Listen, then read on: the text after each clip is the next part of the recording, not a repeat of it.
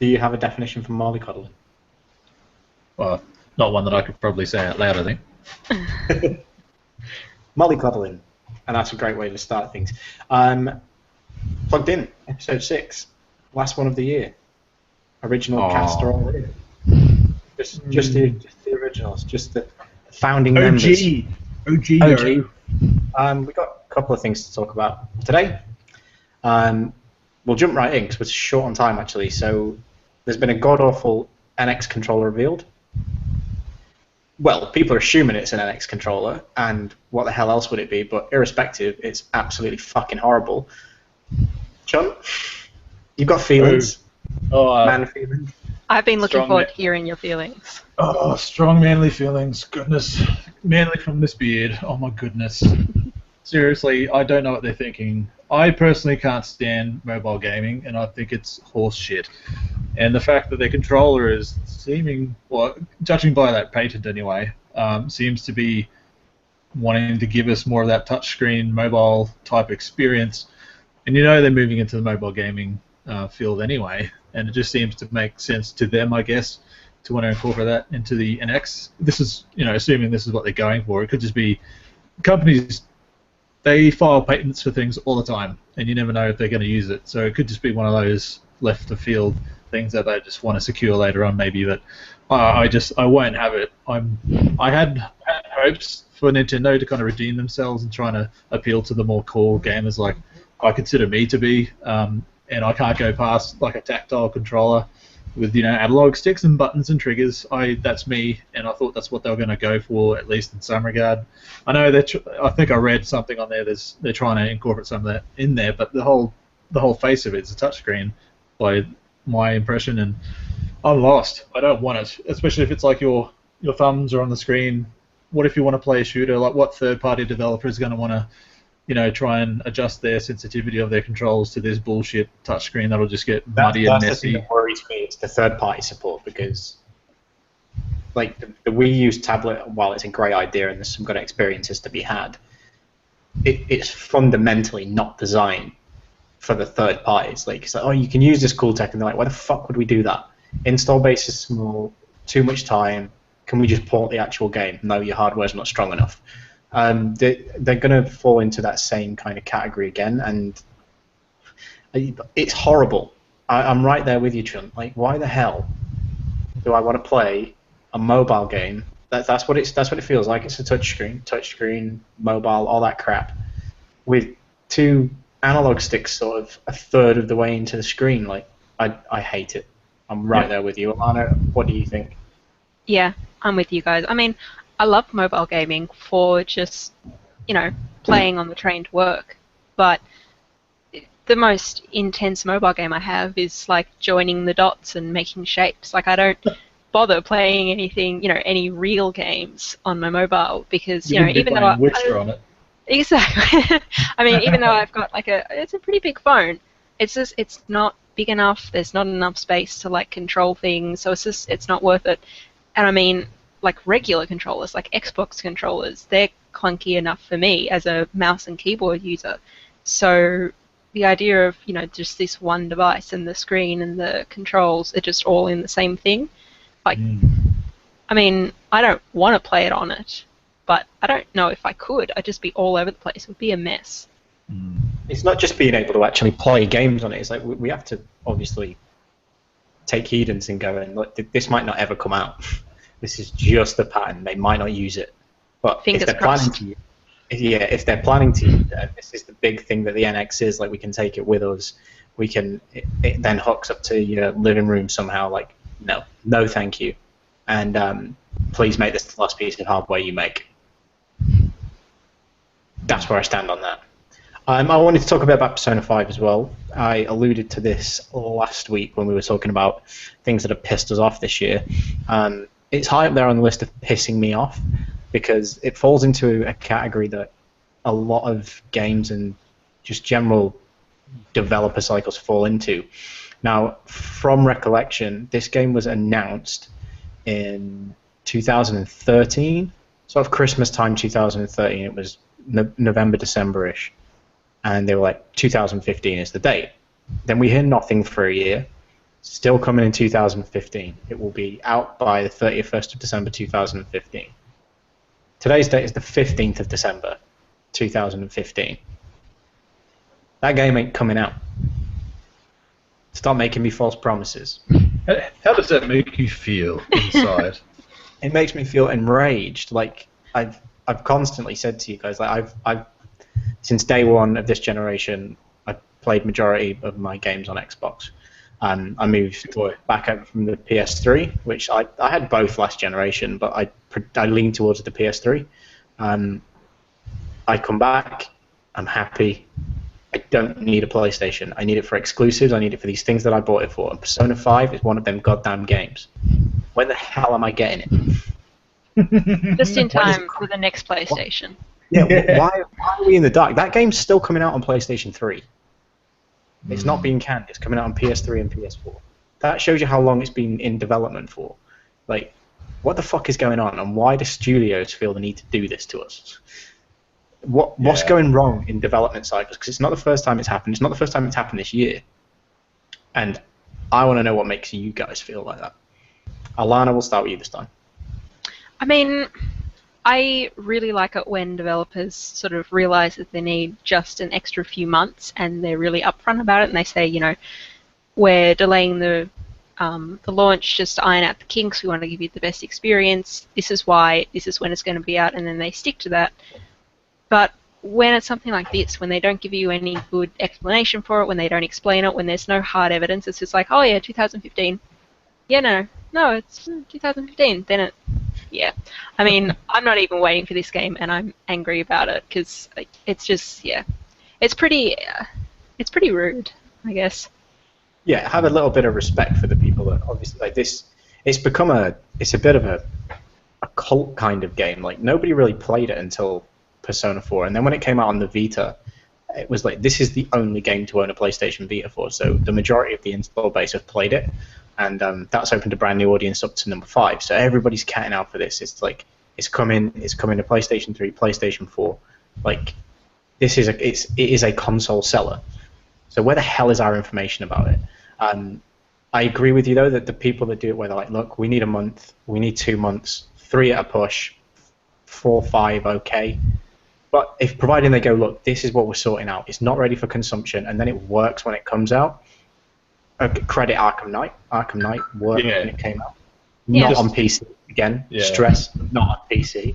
On everything else, it worked pretty flawlessly. They had an extra few months to sort things out. The Witcher was delayed for the best part of a year, and it worked fine. Like there were a couple of things that needed ironing out, and they were patched out really quickly. But the experience didn't suffer for it. I don't think we'll see this game until Christmas next year, and that deeply upsets me. God, really, you think it's a whole other year of development for that game? Well, it's not just the development of it. So these types of games, as with a lot of what comes out of the Japanese studios, when they're westernized, we tend to get them sort of maybe a quarter or half a year. Yeah, they need to be localized, and that sometimes takes sort of 6 months-ish. So I'm anticipating 6 months from the Japanese launch, which I still don't think. Like they're now saying Q1 2016. But even then, if that's say March time in 2016, you know that's taking us into September, October territory before it comes out in the Western world. And God knows if it'll make it to our sunny shores. Full stop. Like.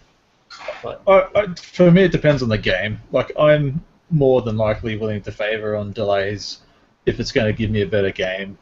It's not like I think the same with movies as well. Like, I can only you took the one out of my mouth for the example of Arkham Knight. Like, they came out saying basically, you know, we need a massive chunk of extra time just so we can give you the best kind of Batman experience we can to end out the trilogy. And I was like, God, like August was so close, and then they were like, okay, let's go into next year. I'm like, fuck. So that happened. But in the long run, it ended up being like just way better because it was the last one of the series. So you know, how disappointing would everyone have been if it was just really shitty and it left people being like, well, I wish they'd had those 6 months. Well, yeah, that's what I mean. Like, I'm cool with that regard, and like some studios, like movie studios, do it as well. Like, Batman v Superman was ready to go. It was supposed to be released in October this year, sorry. But they pushed it back to March. So what is that for? Like, the extra time to make the movie a better cut or do extra stuff. Like, it's not unusual, and I usually tend to favour it if it's going to give me a better experience. But I do agree it's frustrating when you're not given a set time frame. Like, I mean, Persona 5 obviously doesn't have a set release date or time frame really that they've been concrete on, and that would be frustrating because for all you know, it could be 2017. Like, Final Fantasy 15 has been going through the same thing. Yeah, there's a lot of arguments to be made to and for it, but the fundamental issue that we've all touched on is the fact that it's not good for the fans, right?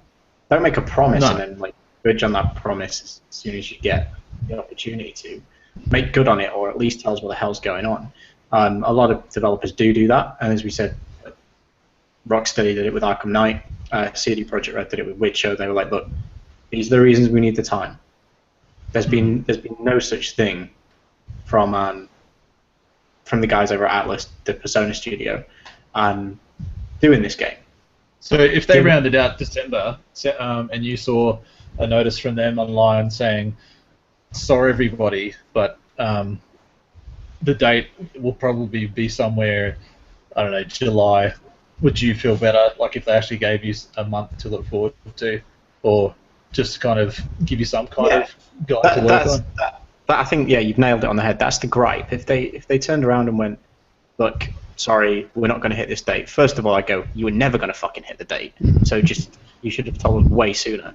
But now you've told us, right, when is it coming? And they go, look, probably July, which means it's a fall 2016 release Western. And then you go, right, now I know when it's coming. Miss that fucking deadline, I ain't buying it. On the flip side, though, like, no developer wants to delay their game because it's going to cost them X amount of money more that they have to find. But then they're already probably given tight constraints to release the game in the first place to work with, and it seems to be this generation going to all the like photorealistic almost stuff, or all the physics and everything that's involved with games and coding and making sure there's no bugs. Like, the more advanced these games get, the longer development cycles might just take. I don't know. I don't make games myself, but just from what I've read from interviews and stuff from other developers and programmers and game creators, they just seem to be like under the crunch constantly. So I could only feel for the developers if they don't want to announce a delay because it could make them look bad, but then they have to. But then they have to make the money somewhere to recoup that, and like there's a lot involved, I guess. But as consumers, we just see like, that's the game I want, give it to me. What, you're not giving it to me? Damn you! It's kind of that kind of black and white. But then you take a step back, and when you kind of think about it some more, there's a lot involved with a single delay. So who knows what's going on behind their closed doors? But just keep still. You'll get your game eventually, Jamie. Yeah, don't get me wrong. I'm all for, like, I'm on the developer's side, and I know that date probably didn't come out of that studio. Like, the studio didn't sit there and go, we'll get this out by 2015. Like, the publisher made them do that. What's confusing in that aspect is that to me is acceptable when it's an Uncharted situation. So Uncharted are a first-party studio. Naughty Dog are a first-party studio. They're making Uncharted. They turn around, they go, we need more time. Sony go, okay. But my issue comes with, you're never going to hit that date. And that's what I was going to raise when you were talking about Arkham. So was it the July before the launch of sort of Xbox One, PS4? And they were like, look, this might not be a launch title, but it's coming in that November. It's a launch game. It's not coming out on launch day, it's a week after or something like that. And everybody's like, holy fucking shit, what a reason to buy a next-gen console. The final part of Rocksteady's Arkham trilogy. Yeah. And the closer we came, it's like, right, we need another fucking year to make this game. Yeah, it's delayed a few times. I know it was only like 8 months or something, but it's not like they knew in the July of that year, they knew there was no chance they were getting that game out. No chance. Stop fucking lying to us. And I think it is the same with with Naughty Dog. Naughty Dog knew that they were never getting Uncharted out this year. Why the hell did they tell us they were trying? They knew that it wasn't going to happen. It's generating a hype train before the hype train's warranted. Look at the success of Fallout. Hey guys, it's July. We've been working on this for ages. You can have it in November. Yeah. Like the hype train's still as successful. That it shipped 12 million units in one fucking day, for God's sake. Yeah. This hype train, this delay, this keep the buzz in the air. So announcing early to generate interest, and then delay, and then do some stupid pre-order bonuses nearer the time of the actual releases. It's just getting fucking tiresome. And I think it all comes full circle. But like I said, irrespective of whether they turned around and went, they didn't tell us anything until this time next year and went, all right, it's coming out in March 2017. I'd still buy it because I want to play it, even though I'm unhappy with the way that I've been treated as a consumer that's invested in the brand. Well, I'm hoping to see more announcements come, like the Fallout 4 example, where it's like, oh, here's our game and you can get it within 6 months. Like, I'm more on board with that than rather going, holy shit, oh, this game I really am interested in is coming out in 2 or 3 years. I cannot wait.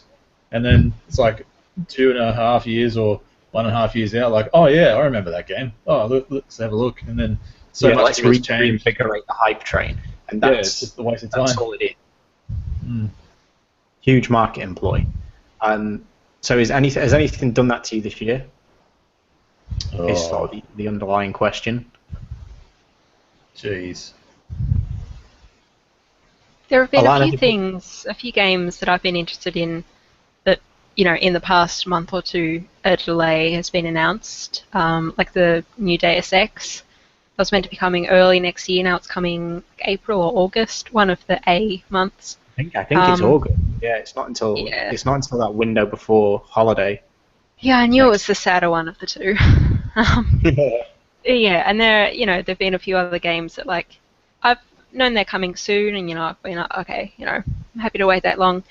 And then there's been, we need more time to make this perfect, and whatever, I get that. I'm in the long run happy that they take the time, but it always is disappointing when there's so much hype around a game that's coming out within a few months, and then it just gets pushed back, and you kind of get nothing to keep you tied, keep you waiting for it, except for just more hype that they're developing because they need it now, because it's going to be an extra few months.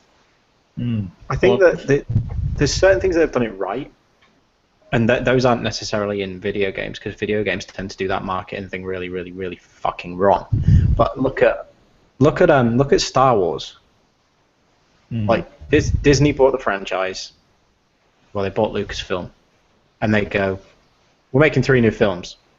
Here's one shot of the cast doing a read-through in a room." Yeah. We didn't see anything for 18 months. Nothing. And people were still excited about that one cast reading photo. Yeah. Not everything is. That photo is they're all back. There's that photo. Then all of a sudden, out of nowhere, trailer. Now we start the sort of, all right, yes, it's been quite a long. I think that first trailer came out. Was it?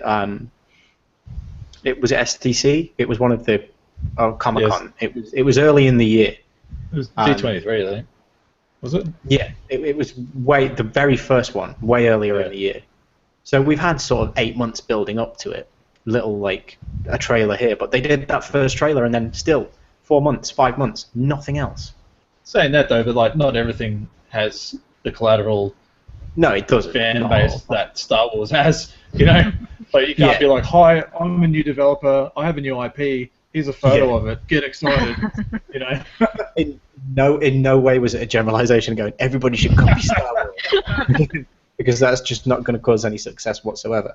But in terms of a better way of doing things, all right, if you've got something coming out in 3 years, it's with the new game from David Cage's studio, Quantic Dream. It's right, so you've shown us this Detroit game, you've shown us a 2-minute trailer, that's it. Go quiet now till it comes out. Come back at E3 and go, it's coming out in November. Totally happy with that. I don't need to see any more of it. It's a story-driven game. Don't need to learn about the mechanics, don't need to learn about the characters. I want to pick it up and I want to play it. Well, one game that I was disappointed that got delayed was Quantum Break. And that game is it's been delayed. It's been delayed since the Xbox launched. Yeah, like it's coming out, I think March or April or something next year, and it's evident in what it looks like now. Like it's just at a face value, it's a completely different product. Like they've revamped the whole live action thing. They've replaced all the characters with actual actors. Like yeah, it's a totally different game, but I'm still super hyped for it, and it looks amazing. I can't wait for it. And that's another example where I'm like, cool. The product that they're showing me now just makes me more okay with the fact that it's been delayed X amount of times, just because I'm going to get a vastly better game out of it by the looks. I think Alana will get one next year. I think you'll get because now we've been teased, and this is in no way, shape, or form an official announcement. By those teasers earlier this week, it might have even been last week after we recorded, that Cyberpunk is coming out next fall. They're aiming for next fall. That's not happening. There's no way on earth that's no. I'm just. I mean, the studio has come out and said, no, that's not.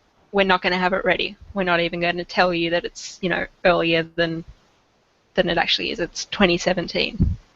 Yeah. Well, after even before Witcher launched, and they were doing the teaser trailer for it, and someone asked them. I was one of the panelists for an IGN GameSpot, someone like them. They were like, "Look, so when can we expect this? Like, The Witcher's not even finished yet." They just turned around and said, "We're not talking about this game until 2017." Yeah. There's nothing to stop them in January or February 2017 turning around and going, "Yeah, it's available in May." Do you know what I mean? Because they've got the credentials, and I think that's a better time of year for their type of games to release. They'll not be scared now of missing out on that window where there's nothing out. Yeah, the Fallout window, the Call of Duty window, the Halo window, the Christmas period. They won't be scared of that because they've won Game of the Year from so many goddamn places, and their game was the first huge release of the year. No disrespect meant to everything that came out before that, but nothing was on its level and nothing's caught up to it. So if they've got a good enough game, doesn't matter when it comes out. But yeah, just a little bit about mainly me venting about Persona Studio, fucking around doing Persona 4, dancing all night on the Vita that no one plays, rather than finishing Persona 5. When Persona 4, the original game, came out in July 2008. 2008. It'll happen, man. It'll happen. Oh, I know it'll happen, and it'll be beautiful when it does. I don't think we'll see you in the group chat for like 2 weeks when you finally get it. You'll just be like, "Bye guys, I'm playing this." I'll start speaking Japanese. Like I'll just rock up and just be in Japaneseisms. I'll have a huge beard and you just like really long, greasy hair. You'll be like, "Hey, what have I missed?" I've been hibernating for 2 weeks. But it's the same story with the other things that I'm hyped for on the PlayStation. No Man's Sky. First time we saw that was like 3 years ago. And that's pissing me off now. Just release it. Stop showing me shit. And I think they learned that at PSX because it wasn't there. People are sick of seeing that game. Just release it. It's showing the same thing. Yeah, and they know that. And do you know what? If you watch some of the interviews with the developers, like he's so awkward when he gets questioned about it. He's like, "Can you show us anything else?" And he's like, "No, I'm not allowed to show you anything else. I didn't want to show you this in the first place, but media, they've made me come here and do this." So yeah, hurry the fuck up and release my Persona game. And so Christmas is coming up. So this is just like a little closeout for us. Like it's quite nice that it's us three actually just sitting here going, "No, we're coming to the end of the year now." We envisioned and started planning what this would look like in July. And I think we've done pretty well. I'm very happy. Yeah, very happy. Yeah, very. I'm proud of you all. Oh, jeez. Yep. Digital group hug. Oh, Camera screen. We've brought people over with us, and new faces too. So hopefully next year will continue on this upward trend. We've got those 2 videos we spoke about last week to go up before Christmas. Yep. And then you won't see anything from us, I don't think, until the first couple of weeks in January. So taking some festive time off. And with that being the case, rather than finishing with we've been playing this week, Chump, what are you going to finish over Christmas? What are you going to play over Christmas? Oh, What do you want to God. play? It's not a matter of what I'm going to finish, because that's Fallout, but what am I going to start is Tomb Raider. Oh my I God. know, yes. God. Like, it's just sitting there going, play me, Mr. Christopher. I'm like, oh God, I'm trying, but I can't get away from Fallout. So that's my goal of the break. Alana, is there anything you want to invest in over the Christmas period? I want to finally play the last 2 episodes of Life is Strange. The last episode of Tales from the Borderlands. I want to kind of restart Fallout. The last podcast I said I'd started it, but I haven't played anymore since then. And I just want to play a shit ton of TF2 before my favourite server shuts down, which is happening later this month. So it's going to be sad. Oh, But yeah. gee, Liz. It's okay. I'm sorry, I didn't mean to end this on a sad note. Fallout will fill the void. It's okay. It'll fill the void. It's still got a void to fill for me. I'm still not. I'm content. Like I think I said to you, I'm content to the point that I've got to. You know, over 80 hours, past level 50, full campaign finished. Like I got my ending, but there's still so much I've not seen. It's a Bethesda game. There's secrets everywhere. There's side quests that are mammoth and some that are little. And I'll go back and I'll put more hours in. But yeah, for me, Tomb Raider over Christmas week is a definite. Life is Strange as well. I've got the last 2 episodes to play. I'm in episode 3 and I'm struggling to figure out how the hell to walk past the head teacher, the principal, and he's sat on the steps like having a cry, and it's like you've got to sneak past him. It's like I can't sneak past him, and I got bored and turned it off. Yeah, I don't know, can't remember how to do that. I was gonna, give you this great piece of advice and save the day that it's gone. It's gone. Yeah, Could have done it if you had a Wonder Woman shirt on. And likewise, I could have, yeah. I also have the last 2 episodes of Tales from the Borderlands to play. So yes, very similar to your library, Alana, except Tomb Raider, which obviously has to happen. I'll have to give you a hand to finish Halo 5 if you haven't finished that yet. Oh mate, I haven't. I was trying to play it while I was off work at the end of the week before last. I was like, right, I'm going to sit down. I'm going to finish Halo. Let's get it done, man. I did 2 more missions and I was like, this is fucking boring. Like, come on. Like, come on. You've hyped this up for so long and it's just drivel. So then I thought, oh, I'll play the Call of Duty campaign instead, and then I turned that off after 10 minutes. So I was like, this is not engaging. These games, the stories in these games cannot exist in a world where Fallout and The Witcher do. Yeah.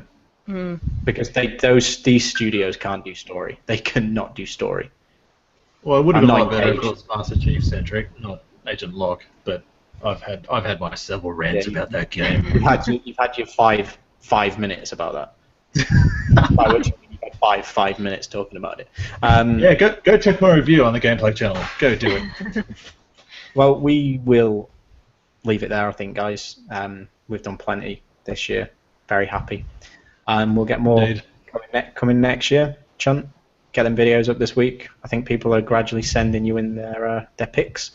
So with those 2 out, we will bow out of 2015 and be back in 2016. Yeah, looking forward to being back, guys. Yeah, 2016. Ciao. Yeah. God.